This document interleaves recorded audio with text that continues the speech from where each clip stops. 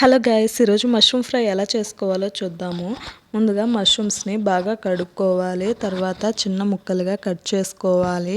తర్వాత స్టవ్ మీద ప్యాన్ పెట్టుకొని 2 టేబుల్ స్పూన్ ఆయిల్ వేసి అందులో ఆవాలు, జీలకర్ర, సన్నగా కట్ చేసిన ఉల్లిపాయ ముక్కలు వేసుకోవాలి.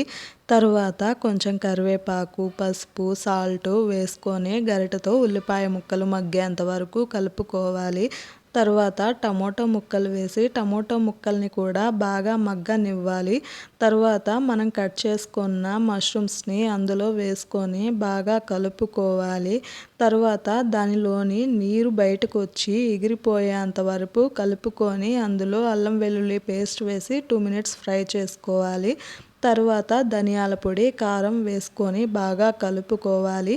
లాస్ట్లో కొంచెం చింతపండు రసం, మిరియాల పొడి వేస్తే మష్రూమ్ ఫ్రై రెడీ అయిపోయింది. మీకు నా వీడియో నచ్చితే లైక్ చేసి, షేర్ చేసి, సబ్స్క్రైబ్ చేయండి.